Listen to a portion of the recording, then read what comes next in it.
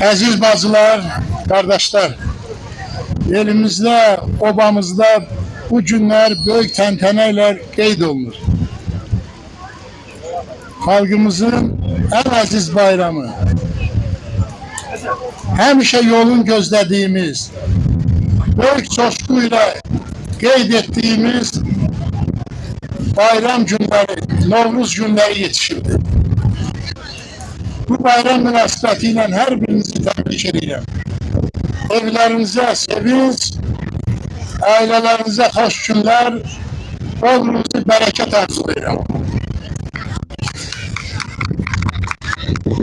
Bayramların hamısının arkasında bir yaddaş durur. Her bir bayram düşünülerek bu adı kazanır. Ama öyle bayramlar var ki bunlar milletle, halkla bir doğulur. Novruz bayramı ezelden, ebediyetten edep gelen bayramdır. Ve ne kadar milletimiz yaşayır, halkımız yaşayır, bu bayram olacak. Çünkü tarihin büyük sınavlarından çıkır.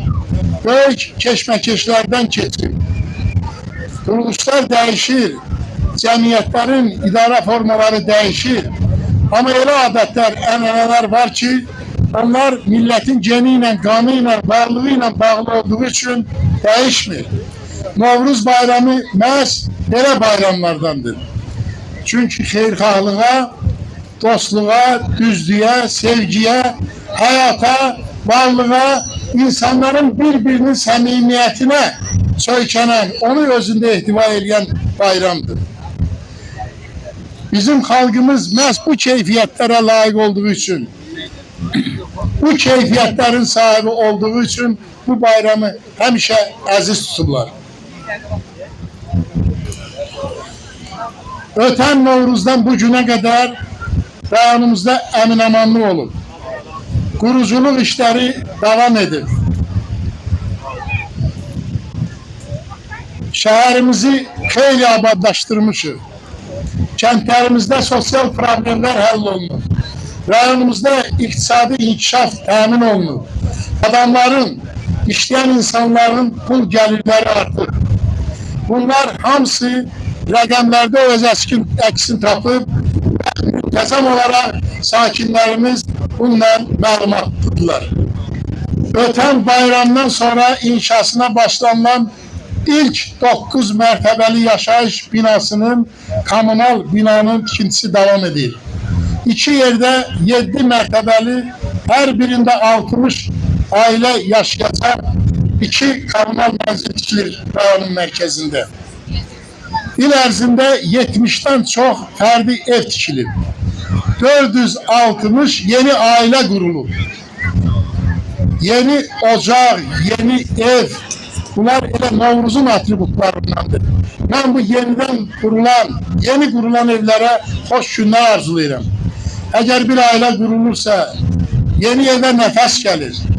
Yeni evlatlar gelir. İstəyirəm onlar vətən sevgisiyle, xalq sevgisiyle, millet eşqiyle böyüsünler. Ülkemiz emin-amanlıq şəraitində yaşayır. Ülkemizin prezidenti, yenilmez sərkərdə, dünyanın həsər çəkdiyi prezidentimiz İlham Əliyevin cəsarətiyle, Azərbaycan ordusunun rəşadətiyle işğaldan azad olunan ərazilər yeniden kurulur. Torpaqlara yeni nefes gelir. Məhz bu ilin arxitektura, şəhər salma ili elan olması da Cənab Prezidentimizden məhz bu keyfiyyətlərdən qaynaqlanır. Əziz siyasənlər, əziz bacılar, qardaşlar. Birinci çarşambadan bugüne kadar artık sizle 5. defa toplaşırız. Ve toplaşılan her bir toplantıda ancak hoş arzulardan danışmışız. Ümidlerden bahsetmişiz.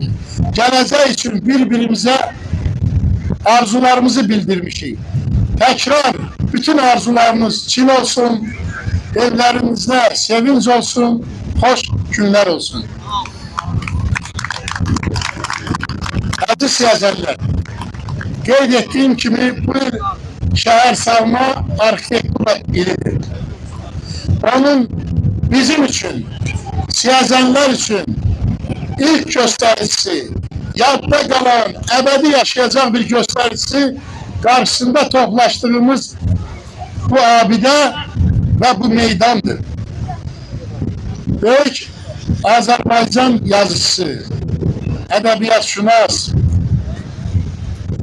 dahi insan Cafer Cabbarlı'nın heykeli bu məqamda, bu yerde yeniden bərpa olunurdu. Elə bilirəm ki, elə arxitektura, şəhər salma ilində biz için sona kadar en büyük hadise bu olacak. Söz yok ki işlerimiz devam edecek, yeni küçeler salınacak, asfalt yollar çekilecek, küçeler abadlaşacak.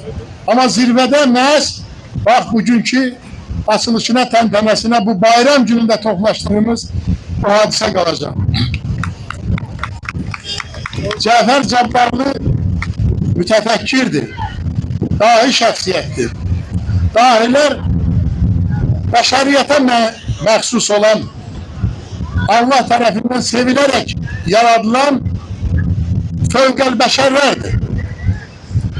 Biz xoşbəxt millətik ki, xoşbəxt xalq ki, belə dahi sənətkarlarımız var, dahi insanlarımız var. Siyasen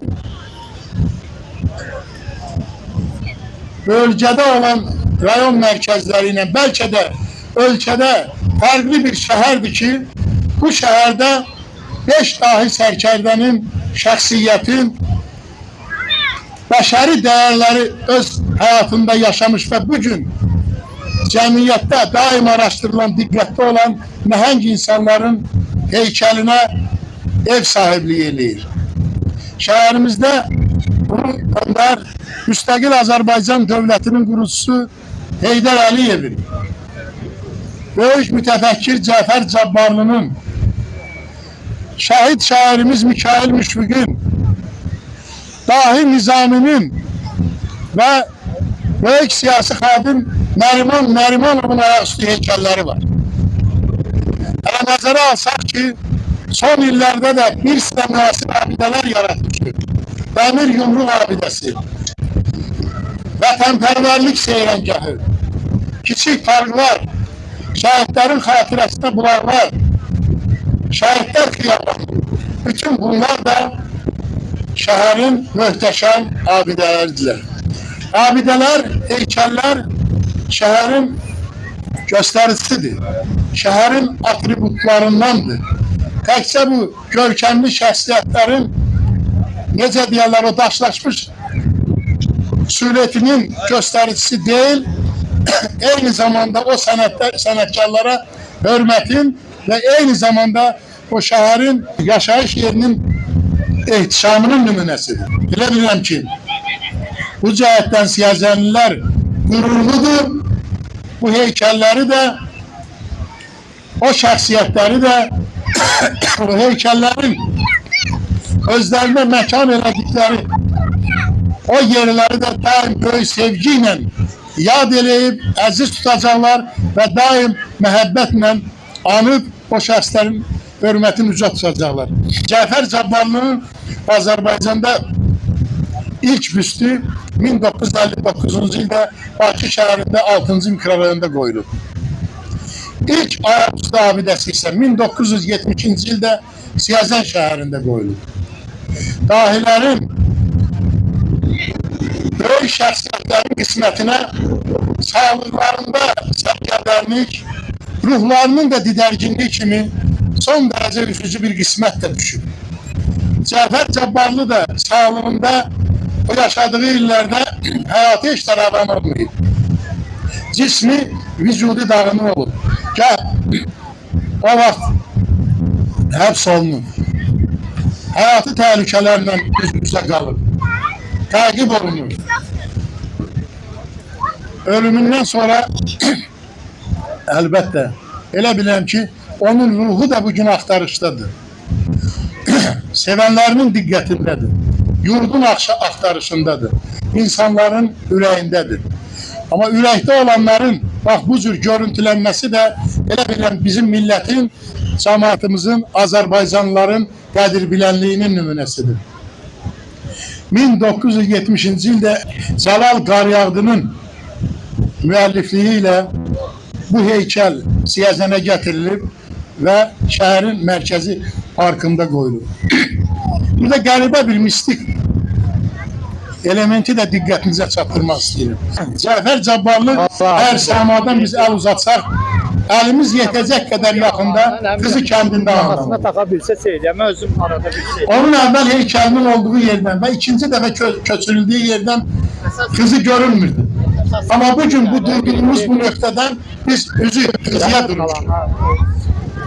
Beş parmaqla bu ilahi qüdrətlə bu torpaqda məskunlaşmış, bu torpaqda bərqərar olmuş beş parmaqla yanaşı durmuş. Karşıda Dubrar dağı var, Kızı dağları var. Cəfər Cabbarlı ilə bilən burada öz yerini tapır. Qəribə bir mistik element də bundan ibarətdir ki, əziz dostlar, 1970-ci ildə Cəfər Cabbarlının abidəsinin lentin akademik Məhəmməd Arif Dadaşzadə kəsib. Böyük ədəbiyyatşünas, böyük alim. Cabir Novruz gənc şair kimi poemasından parça oxuyur. Bu eldən, bu torpaqdan olan böyük ziyalılar, şairlər, yazıcılar açılışda iştirak edirlər. Çox maraqlıdır. Leyla Bədirbəyli Mövsüm Sənanının təqdimatında Aydın piyesindən parça təqdim olunur. Şövkət Ələkbərova Cəfər Cabbarlının sözlərinə yazılmış o açılışda mahnı oxuyur. Və bugün mən qürur duyuram, iftixar duyuram ki, Azərbaycan elminin, Azərbaycan ədəbiyyatçı elminin qaymaqları yanımıza bu bayrama qonaq gəliblər. Bu Cəfər Cabbarlının abidəsinin yenidən təqdim olunmasında iştirak edirlər.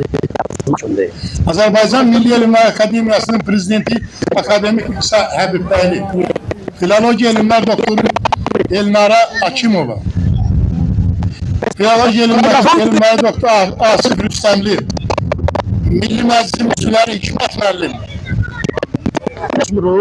Məmmədov, Müşfiq Məmmədov Milli Məclisin üzvü, çox hörmətli Sadi müəllim, Yazılar İttifaqının Yazılar Birliyinin katibi Elçin Hüseynbəyli və çoxlu alimlər var, onların burada hamısı adları sadalanacaq, təkrar diqqətinizə çatdırılacaq. Əziz dostlar, mən Cəfər Cabbarlı haqqında bu qədər danışmalıyım. Bundan artıq danışmaq da mənə çünki burada Azərbaycan ədəbiyyatşünaslıq elminin nəhəngləri o elmin yeni axtarışlarında olan böyük alimlər iştirak edir. Cəfər Cabbarlı haqqında, onun elmi, fəlsəfi yaradıcılığın mahiyyəti haqqında yəqin ki, onlar daha geniş məlumat verəcəklər. Mən sizi bir daha Novruz bayramının, Novruzun gəlişi münasibəti ilə təbrik edirəm. Novruz hərarətdir, eşqdir, sevgidir, bolluqdur, bərəkətdir, sevincdir. Hər birinizə, hər bir Siyəzənli ailəsinə, Siyəzənlinin hər bir sakininə məhz bu ali məqamları, bu ali dəyərləri arzulayıram. Əziz qonaqlar, xahiş edirəm, sizin hamınızı Cəfər Cabbarlını bir anlık olsa anmağa, onun xatirəsini yad etməyə bu abidənin önünə dəvət edir.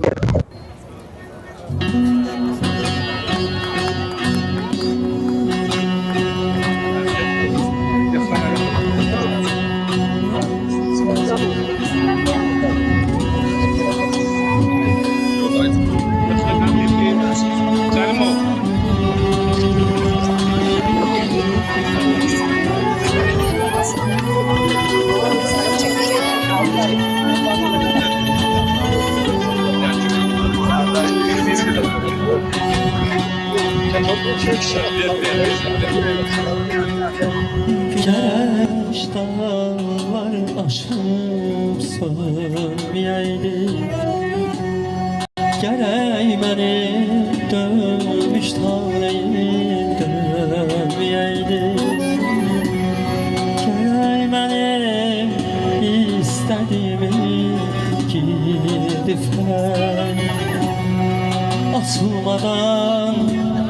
torpağı görmeyeydi. Göydeki aya değil derdimi o yara yetirsin.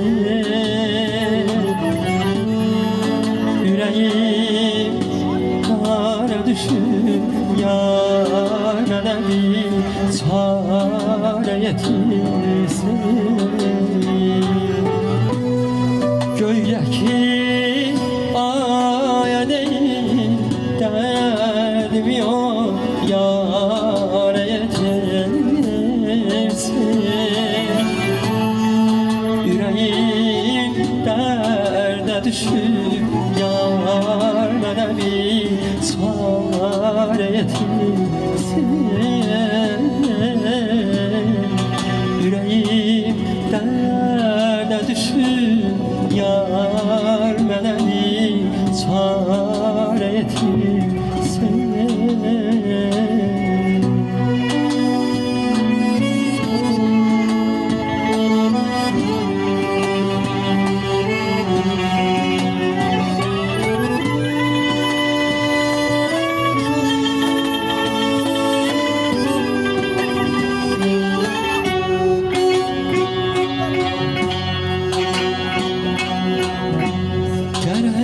Güneş dağlar aşıp sönmeyeydi. Gerek beni dönmüş talihim dönmeyeydi. Gerek beni istediğimi gidip felek açılmadan kara torpağa görmeyeydi. Göydeki aya değil derdimi o